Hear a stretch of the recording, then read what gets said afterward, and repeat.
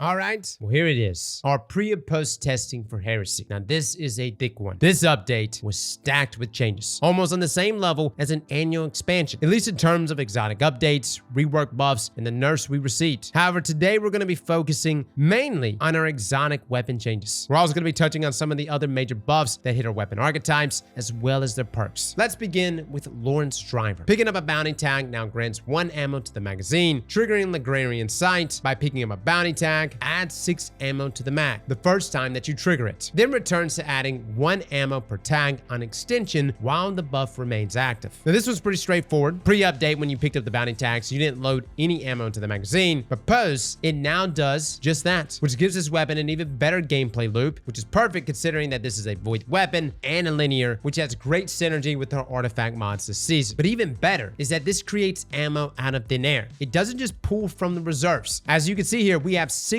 in our mag and 16 in reserves. When we kill the marked target, this puts us down to 5 in our magazine. And when we pick up the bounty tag, we're back up to 6 in the mag, with 16 still back in our reserves. Then after picking up 3 bounty tags, this of course procs its exotic perk, which is Ligrarian Sight, which doing so will now load 6 shots to your mag when triggered. Again, also being from thin air. Now, for those that are not familiar with Lorentz Driver and Ligrarian Sight, this is a hefty buff. It lasts for 30 seconds while it's procced, and when you pick up additional tags, it extends the timer like before, but it also continues to add 1 shot to your magazine. This is on top of the 10% buff that all linear fusion rifles got this past season. And as you can see here, pre-update, Lorentz was hitting Carl here for 43,702 damage. In post, it's now hitting for 48,184 damage, which also beautifully affects our Ligrarian Sight buff as well, increasing our previous damage of 65,549 to now 72,272. What I will say, guys, is that Lorentz Driver is worth building into, especially this season. Now, moving on, we have another exotic linear fusion rifle that received a massive change, and that is Queenbreaker. Players can now special reload at any time to swap between the scopes. You've got your marksman sights, which retains the previous behavior of firing a single shot that then chains to nearby targets and blinds them, with the range of the chain being increased from 8 meters to now 10 meters, thus making that chaining easier. Then you have combat sights, which now alters the weapon to fire a 3-round burst at a charge time of 533, but sustained damage on a target decreases the charge time of the weapon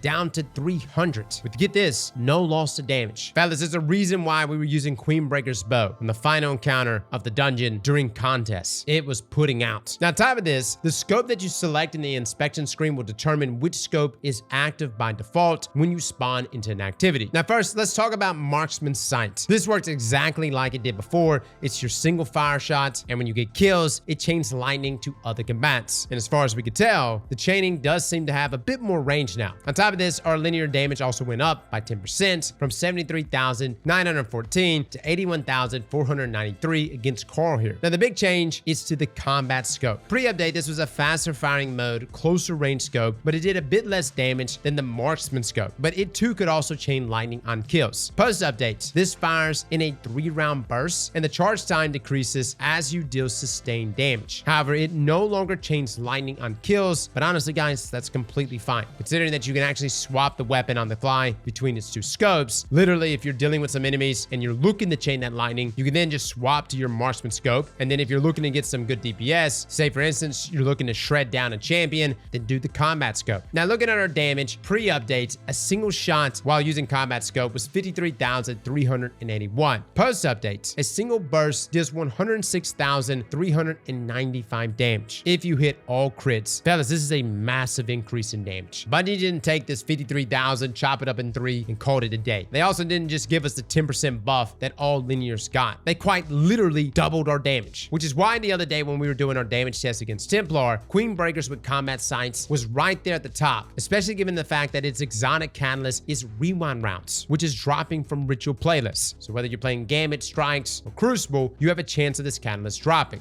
Now, you can even load up into private matches, and even though I personally didn't get it to drop for me from those matches, I've had many folks tag me of clips where they have actually gotten the exotic catalyst from Queenbreakers to drop for them, literally playing solo in a private Crucible match. What I will say, guys, is that Queenbreakers is worth your time now, so give it a go. Next up, we have Delicate Tune. Bungie increased the chance to make an Ionic Trace from minor combatants from 4% to now 10%. They've also increased the PV damage bonus on Tempest Cascade shots from 30% to now 100%. And the timer from Tempest Cascade has been removed, with the shot now lasting until it is fired. Additionally, all fusion rifles also received a 30% increase in damage against minors, majors, champions, and mini boss targets, which we didn't even know this was happening. Bungie literally just like threw this in the last minute in our patch notes. Now, looking at our testing pre versus post, it does seem like Onyx traces are spawning more often, and that's not even taking Arc synergy into effect. You can get pretty much a guaranteed one every 10 kills, which I know it may seem like a lot, but you combine this with certain Arc fragments, and fellas, you're cooking. There's a reason why Les put up Delicate Tomb and Geomax as his first build battle submission. It's that good. Now, we also confirmed that our damage at base has been increased due to the global fusion rifle buff. Against Carl Pre, when aiming down sights, we would hit for 2,195 damage per fusion bolt, and from our hip, we would hit for 2,634 damage per bolt. Now, post at base, we're now hitting for 2,853 damage per bolt when aiming down sights, and a whopping 3,424 damage per bolt when firing from the hip. That's a massive buff, guys. Then when we collect an Onyx trace, this will proc its exotic trait Tempest Cascade. Now, pre-update, this had a 13-second timer on it and would deal 2,853 damage per bolt while aiming down sights and 3,424 damage per bolt when hip firing, which was just a 30% increase in damage. Post-update though, once you've collected an Onyx trace, there is now no timer on Tempest Cascade, which let me just say, guys, is a tremendous buff to its ease of use. On top of that, it is now doing 100% increase in damage. Aiming down sights is 5,706 damage per bolt and 6,848 damage per bolt from the hip. Now keep in mind, guys, this is 100% increase over its current base damage, not what it was doing previously. So all around, Delicate Tomb is substantially more lethal after this sandbox change. Now, this also brings us to our other fusion rifle that received a pretty big change, which is Telesto. First up, for Harbinger's Pulse, it now only refills Telesto's ammo from reserves instead of Telesto and your kinetic slot weapon. It also now triggers with any void final blow, but the final blow requirements has been increased from 2 kills to now 3. However, Telesto's final blows counts double. In other words, it will trigger from 2 Telesto final blows, or 1 Telesto final blow plus 1 other void final blow, or 3 other void final blows. On top of this, the multi-kill timer has been increased from 2 seconds to 4.5 seconds, and to make things even better, Telesto received a brand new catalyst called Harbinger's Seath. After 3 activations of Harbinger's Pulse, special reload the weapon to cause a rain of Telesto projectiles on your next direct hit. Now let's start with Harbinger's Pulse. In our testing, we can confirm that yes, it does in fact refill Telesto's ammo, but not your kinetic slot weapon. However, all void kills now contribute as well, whether this be an ability, a void heavy weapon kill. So for my folks saying, whoa, this is a nerf cross, in my opinion, this is an all-around buff. This just feeds into the void synergy of the weapon, which I'm all for. Now, on top of this, it also inherited the 30% damage buff, increasing Telesto's fusion rifle damage per bolt from 7,710 damage previously to now 10,023 damage per bolt. Now on to the big change. Its new exotic catalyst, Harbinger's Seath. In the bottom left-hand corner of your HUD, you actually see Harbinger's Seath with 3 boxes underneath it. Now, each time you proc Harbinger's Pulse and get that reload, this will then add a square to one of those boxes. And once you proc the perk 3 times, you can now activate the catalyst. Now, to do this, all you need to do is just special reload Telesto, so essentially just hold the reload button, and now it will say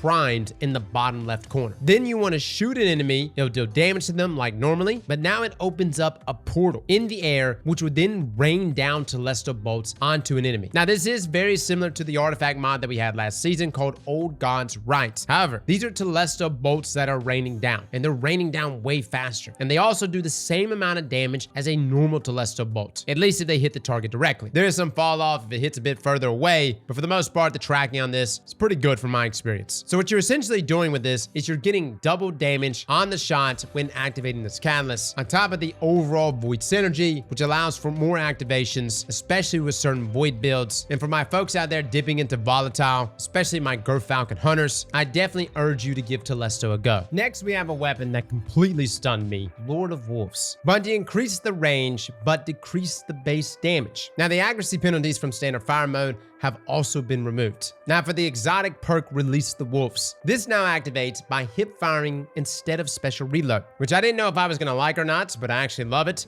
And this allows the weapon to fire in full auto. It greatly increases damage and rate of fire, but it reduces accuracy and range. Now for the Lord of Wolves Catalyst, the reload speed and stability bonuses it used to grant are now baked into the weapon, and instead, when Release the Wolves is active, dealing damage to targets now scorches them. And when firing the weapon when aiming down sights, defeating targets now spreads Scorch to nearby combatants. Now there's a lot happening here, guys, but let's start with Release the Wolves. Currently right now, this is completely broken and Bungie is even aware of it. The damage it does, along with the Scorch, is insane. So much so that it literally topped the charts of our weapon damage testing, doing over 2 million damage against Templar with no backup plans. Now, when we look at the rest of the catalysts, kills while aiming down sights do in fact spread Scorch. So think of this as almost like having incandescent baked in. Now the patch notes read that they've reduced the base damage, but they've increased the range. However, inside of PvE, it actually seems to be dealing more damage. For instance, a crit against Carl pre-update was doing 7,245. Post-update, that crit is now doing 9,596, which is roughly 32.5% per shot in a burst, considering that Lord of Wolves fires almost like a pulse rifle. Now as for Release the Wolves, pre-update, this was dealing 10,143 per crit, and now post, it is now jumped up to 16,764 damage per crit for each one of these shots. So again, for the normal version of Lord of Wolves, you're looking at like a 32% increase in damage. For Release the Wolves, this is a whopping 65% increase in damage. Now moving over to PvP, pre-update, it did 37 damage per body shots and 61 damage per crit. And in terms of range, we were able to hit max damage up to 8 meters. Post-update, we are now hitting 22 damage to the body and 40 damage to the head. So this is clearly that reduced damage that it was supposed to be, but it only seemed to affect PvP. Now, in terms of range, we're actually able to hit max damage up to 14 meters since that range has been increased. Now, with Release the Wolves being procced in PvP, our pre-data was the exact same, since the only thing that Release the Wolves did was fire full auto and increase rate of fire. Post-update,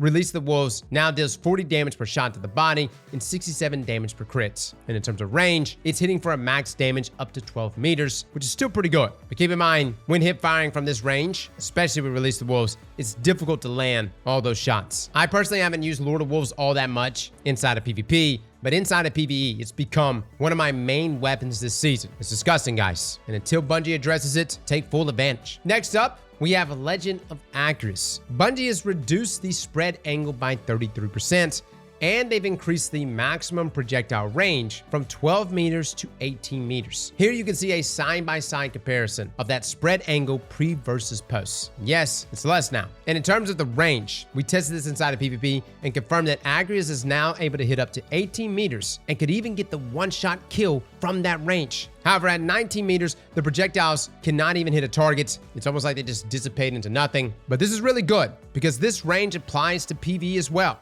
Granted, for the most part, people are trying to proc Trench Barrel. There are ways to work around this, of course, with certain range melees. But whether you're playing PvP or PvE, fellas, Acrius just got a hell of a range buff and therefore makes it a lot easier to use. Now, our final shotgun that received some changes is the Fourth Horseman. Bungie has reduced the rate of fire slightly to give more control over wasting shots. On top of this, it now reloads ammo from reserves to the magazine per kill. Now, stat-wise, this is still a 360 round per minute shotgun, but the increased rate of fire from its exotic perk Thunderlord has been decreased. Pre-update, you can actually unload all of your shots in roughly 37 frames. Now it takes about 47 frames to do so. Now, to some players, especially if you're really good at controlling Fourth Horseman, this is definitely a nerf. There are many people out there that would actually use Fourth Horseman for ammo dumps, for DPS. However, I think for just general players, this may be a bit better. Perhaps controller players will find this more manageable and easier to use. But as far as the refill on kills, confirmed, that does in fact work. Now, the topic of making this more manageable to use, this was some of the damage values we got against Greg with Lunafaction boots pre-update. So around 850,000 damage. However, it jumped up over 1 million damage post-update. And even though, yes, the DPS is dialed back here, what really happened here is that slightly slower rate of fire made things a bit more manageable to land. And this was especially noticeable for one of my editors who uses a controller. So again, I'm not saying that Fourth Horseman wasn't nerfed. It was nerfed, but I also think you can't overlook its ease of use. Now, moving on, we have a few exotics that received some changes. most notably with the new Arc Verb Bolt Charge. First up is Wardcliff Coil. It now intrinsically grants 1 stack of Bolt Charge to all nearby allies for every 2 rockets that are fired, which ends up being 4 Bolt Charge stacks total per trigger pull. Now let me just say that Bolt Charge is disgusting. I especially like it on high rate of fire weapons, and we'll probably do some damage testing with Wardcliff here soon, but just confirming, yes, this does work. It does give the Bolt Charge stacks, and you can even go further and literally have your entire fire team all rocking Wardcliff Coil. Next, we have Cloudstrike. This is a weapon we actually damage test ourselves. Bolt Charge has been added to the Stormbringer perk, where rapid precision hits creates a lightning storm at the point of impact and grants a stack of Bolt Charge. Now this grants 1 Bolt Charge stack per lightning storm from rapid precision hits, as well as for the other exotic perk, Mortal Polarity, where precision final blows generate a lightning bolt at the target's location and grants a modern amount of Bolt Charge. Now this gives 5 Bolt Charge stacks, which is quite nice, and you can essentially get to max stacks in just 2 precision kills. I was extremely impressed with Cloudstrike when combined with the new Titan aspect. He was putting out a tremendous amount of damage. But even further than that, guys, is that Cloudstrike doesn't just need to be looked at as just a DPS weapon. To be quite frank, it always had the ability to clear out ads. Now it just does it times 10. Now we also have Thunderlord with its Rain Havoc perk receiving a change which reads that final blows of this weapon generate lightning strikes from above. Lightning strikes grants a stack of Bolt Charge, strong against overload champions. Now I found this to be more consistent when dealing sustained damage. The lightning strikes from that seem to give 1 stack per lightning strike, and you could build up to 10 stacks very quickly when just laying into a target. You can also get them as well from lightning strikes when defeating a target, but I will say it didn't seem to be as consistent, at least in our testing. From a DPS perspective though, Thunderlord is a weapon that many have memed on for so long now, but no lie, with the Titan aspect, Actium War Rig, Thunderlord actually puts out, and in our damage testing, I was extremely impressed with it. So for my random people LFGing, now is your time. Next, we have a forgotten exotic to many, Quicksilver Storm. This received a nerf quite a while ago, where Bungie increased the amount of shots needed to trigger a rocket, which directly plays into it having grenade launcher shots. Now they've worked this back a little bit, reducing the shots required by 17%. Now pre-update, it took 16 shots to trigger a rocket, and now it only takes 14 shots. On top of this, considering that it's an auto rifle, it received the benefit of the 10% increase in damage against minors and major enemies that all other auto rifles received, which you'll be happy to know beautifully applies to its rockets and its grenade launcher shots. Now, does this mean that Quicksilver Storm is back on the meta menu? I wouldn't go that far. Keep in mind, at one time, this thing used to nuke champions, but we're getting there. Now, Centrifuse is another exotic auto rifle that received a buff.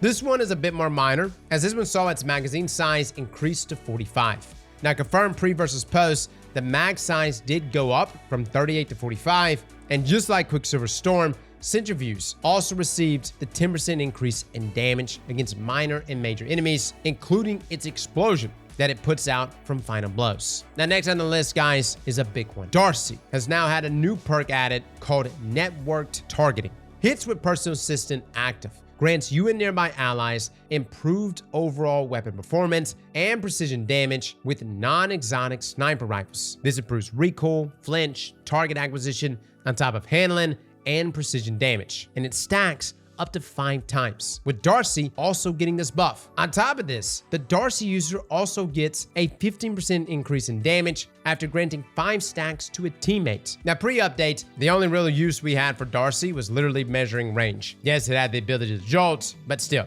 that wasn't enough to move the needle. Now though, D.A.R.C.I is essentially that sniper equivalent to Gjallarhorn, with the improved states to recoil, flinch, target acquisition, but more importantly, the increase there to damage. Each shot that you land with D.A.R.C.I is giving you 1 stack, with the first stack giving you 2.8%, the second stack giving you 6.2%, the third stack giving you 9.1%, the fourth stack giving you 12.5%, and the fifth stack giving you that final 15% increase in damage to all legendary sniper rifles. Then the D.A.R.C.I user also gets these increases per stack of network targeting, but additionally, once you give an ally max stacks, that's when D.A.R.C.I actually gets an additional 15% increase in damage, which against Carl here actually increases our damage up to 72,530, which is roughly a 26% increase in damage. Now, another thing that we noticed in our testing is that D.A.R.C.I gains stacks of network targeting by itself, even if no allies are nearby. However, you don't get that extra damage from giving an ally 5 stacks. Next, we have our class exotic glaives. Now, at the time of recording this, there's actually a bug where they're not actually class specific and you can use them intermittently between all classes. Bungie has since come out and said that's not supposed to be happening, so don't get your hopes up, guys. That's not a feature. It's just a bug. Now, as for the 3 glaives themselves, the special shot is no longer tied to glaive energy.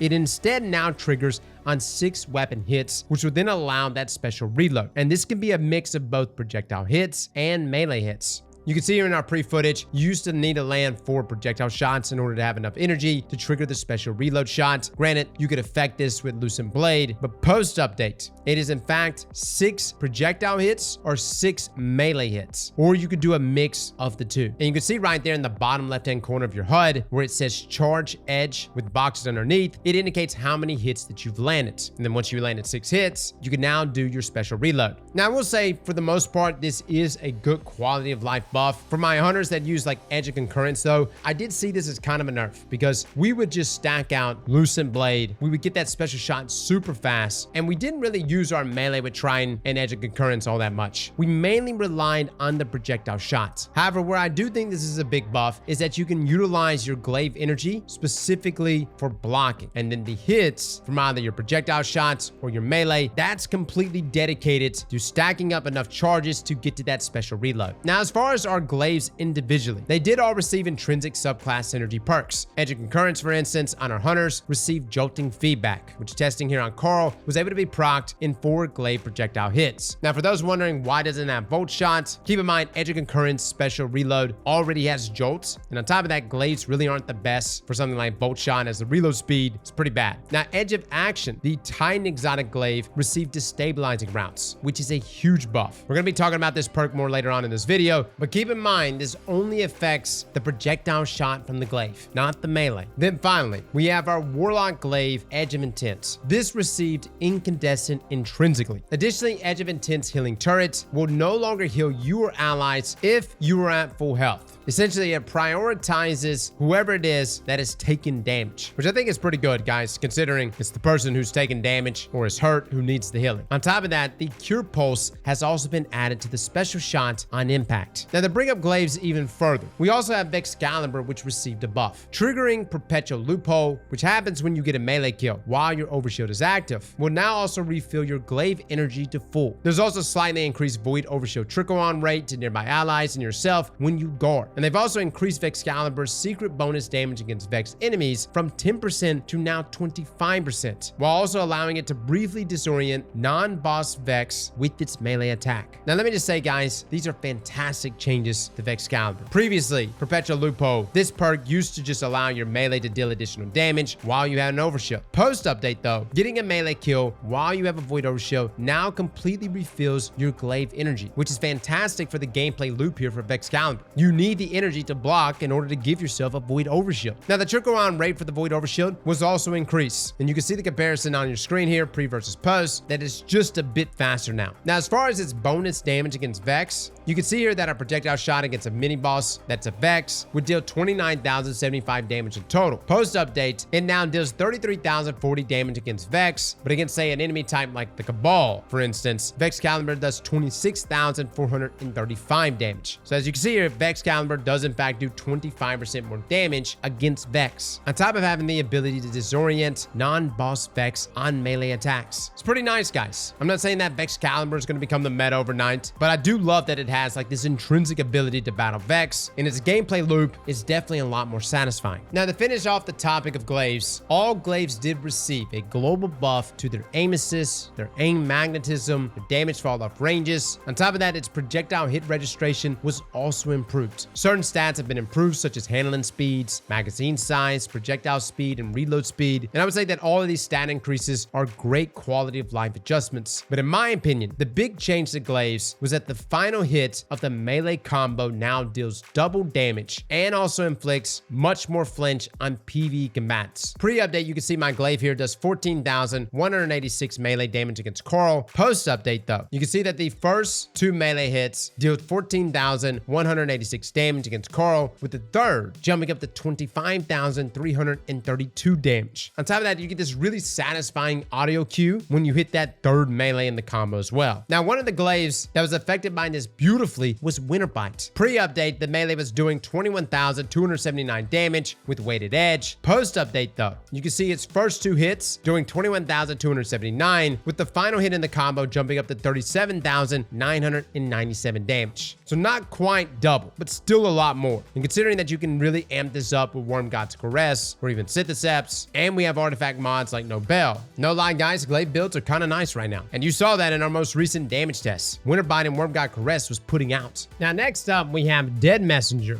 Hardlight, Borealis, which received their change to their exotic perk, the Fundamentals. A new effect has been added where it now grants a 30% damage buff inside of PvE and a 10% damage buff inside of PvP to the weapon for 10 seconds when you apply or receive an elemental keyword that matches the currently selected damage type of the weapon. Now with this addition, Bungie has removed the previous effect, which granted different stats based on the current element of the weapon. Now for Borealis only, they've increased stability by 20, aim assist by 10, which essentially is the previous void elemental bonus that it will no longer have access to. Now when we look at the pre versus post, you can see of course that changing your elements would give different stat bonuses. Solar would increase your reload speed, Arc would grant you increased handling, and Void would grant increased stability and aim assist. Now post updates, literally any subclass verb, whether it's applying a positive buff to yourself, will give these weapons a 30% increase in damage, which will last for 10 seconds. And that can be refreshed by simply applying another elemental keyword. But again, it has to match the weapon's current element, which of course can be swapped at any moment by special reloading. Now with the right build, this is actually really strong. If you're on a Void Hunter with Gerfalcons,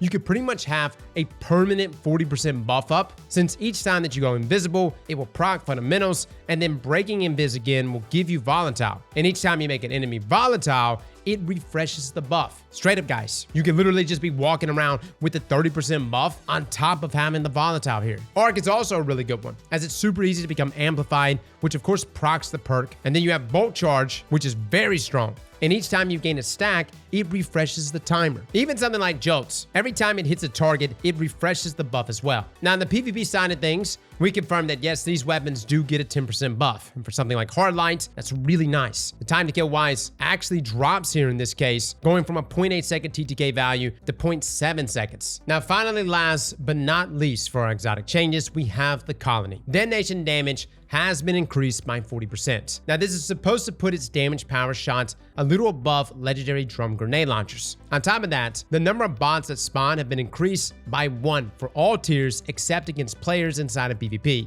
Now, looking at our damage, pre-Colony's detonation damage dealt 31,857 damage. Post-update, they now do 44,600 damage. Now, when comparing this to a legendary heavy grenade launcher, the detonation damage was dealing 33,526 damage. But of course, that's not factoring in the impact damage, which if you include that, is higher than Colony. Now, as far as the bots that have been increased, pre versus post, against a player, kills still spawn 1, but against minor enemies, it spawns 2. Against elites, majors, it spawns 3 bots, and against champions, mini bosses, and bosses, it spawns 6 bots on a kill. Now, moving on from our exotic changes, we do have some global changes for different weapon types that I just wanted to confirm pre versus post. Scout rifles have received a 15% increase against minor enemies and a 30% increase in damage against major enemies. Now, we're not going to go over every single scout rifle archetype, but looking at pre versus post data, it does look like it went through. For example, our legendary aggressive frame scout rifle here went from 13,396 damage against a minor enemy to now 15,384. And against a major enemy,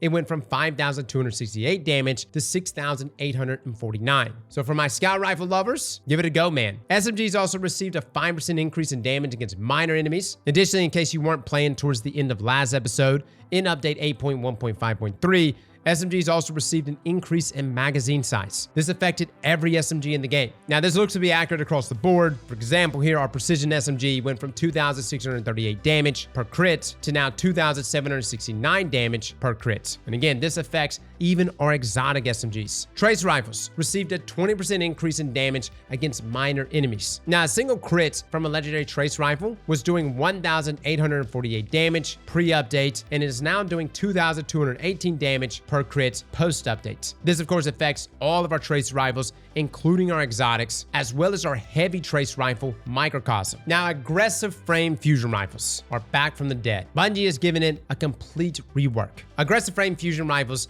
now fire 3 bursts of 4 pellets in increasingly wide spreads. They also increase the minimum damage when fully outside of damage fall-off range from 45 to 65%. Now, they increase the range fall-off start by 4 meters relative to normal fusions, and they increase the range fall-off in by 3 meters relative to other fusions. They also increase damage versus minors and majors by 15% relative to normal fusions as well. Now, pre-update, you could see here that aggressive fusions would fire in a horizontal pattern, and they really weren't that useful unless the target was extremely wide. Honestly, it was a dead archetype. Nobody used Coriolis Force, and for good reason. Now, post-updates, these still fire in a horizontal pattern, but it's in more of a burst that starts in the center and then spreads out further to the sides. Now, when Bungie said bursts, I was actually expecting something similar to like a pulse rifle or even something like Bastion, but it still fires pretty similar to other fusions, with the bursts being in pretty quick succession from each other. Now, damage-wise against Carl, pre-updates, we were doing 6,771 damage per bolt, which was a total of 47,397 damage, with the minimum damage that they would deal outside of damage fall-off being 3,386 damage per bolt. But post, against Carl, this archetype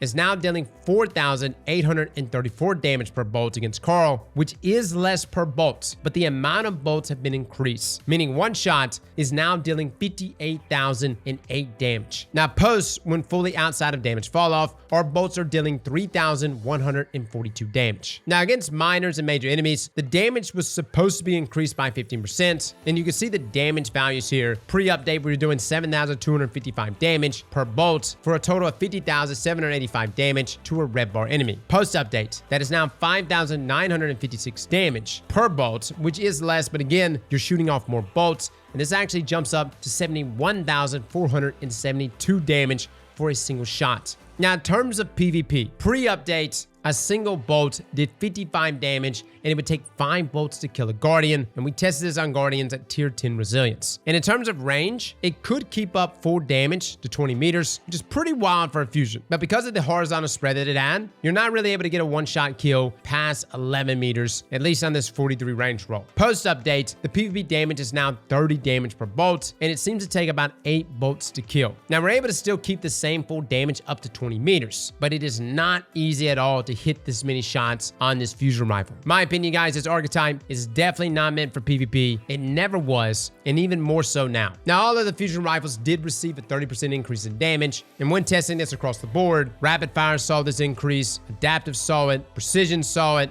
as well as High Impacts. Now, one weapon we did preemptively test was Vex Mythic class. We wanted to see if its primary mode would benefit from the auto rifle buffs, or if its linear mode would get the linear fusion rifle buff. Now, in terms of the linear shot on Vex, that received no increase at all, and it's still doing 62,258 damage against Carl pre and post. However, its full auto mode does look like it did receive the auto rifle buff instead of the fusion rifle buff, which is unfortunate, but at least it got a buff, as it went from 3,519 damage on a red bar to now 3,871 damage post update. Next up, we have our support frame auto rifles. Range now increases how far away you can heal another Guardian. Now, pre-update, you could heal a Guardian about 31 meters away, regardless of whatever your range stat was. Post-update, with the exact same range stat that we tested pre, which was 64 range, you could heal up to 35 meters. Now, we also have an 86 range roll on No Hesitation, and that's able to heal up to 37 meters. Now, Bungie stated that with a 100 range roll on a support auto rifle, you should be able to heal up to 38 meters. So definitely some diminishing returns here, but a nice buff nonetheless. Now, our last set of weapons that we need to talk about are our rocket rocket-assisted sidearms. PvE detonation damage was reduced by 45%, and PvE impact damage was increased by 100%. Now, there were some changes here to aim assist fall off and maximum distance, along with the magnetism fall off that you may have already noticed in-game. This was decreased by 8 meters. Now, damage against bosses, vehicles, and mini-bosses have been reduced by 30% as well. Now, the range stat was also removed, as it didn't really serve a purpose before. But pre-update,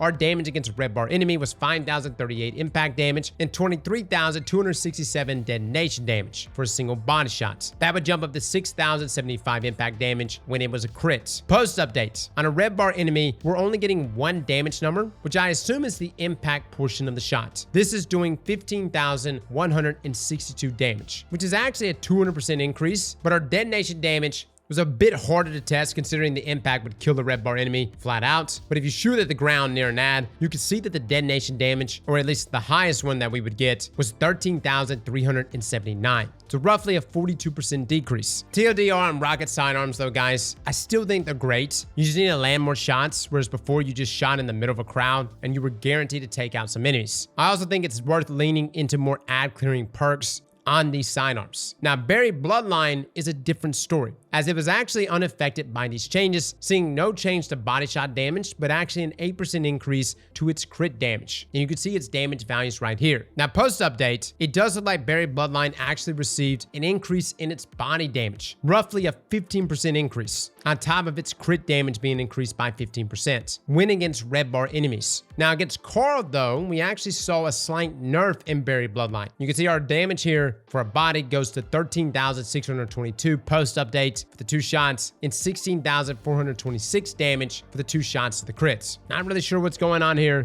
The damage was not supposed to be less and is looking to be the same against bosses and vehicles as well. Now, finally, to end off this video, we need to go over some of our weapon perks that receive changes. First, we have Destabilizing Rounds. It now grants volatile rounds for 2 seconds if any target is hit by the volatile burst from the initial final blow. And the eternal cooldown has been reduced from 4 seconds to now 1.5 seconds. Now, this was already set to be a fantastic buff, but it's actually better than what we expected. It grants volatile rounds for 5 seconds instead of the 2 that Bungie said. On top of that, it can even proc even if you just get a single kill, meaning you don't even have to hit another target with that blast from Destabilizing Rounds. As far as the 1.5 second cooldown, I think this is going to be a non-issue, fellas. I never even noticed it. TLDR in this one, Destabilizing Rounds is an S tier perk. Next up, we have Full Court. Bungie scaled the detonation damage and burn damage of aerial denial frame grenade launchers. There's not really any pre-testing on this as we didn't have Full Court before, but in Heresy, we do. Now, it does indeed scale the damage. At base, our shot goes from 988 detonation damage and 2,534 burn damage. Then proccing Full Court, the most amount of damage we could get in our testing was 1,194 detonation damage and 3,109 burn damage. And this is about 55 meters away. So definitely some hoops here you have to jump through. But at that maximum range, you get somewhere around a 22% increase in damage. Again, though, is it worth it? Depends on the encounter. Next, we have Ambitious Assassin. The multi-kill and reload timers have been removed, and this one's pretty straightforward. Pre-update, you would need to get kills within about 7 seconds of each other, and then finish a reload within 6 seconds of a weapon kill in order to actually proc Ambitious Assassin. Post-update, there are no timers. You get your kills no matter how far apart they are,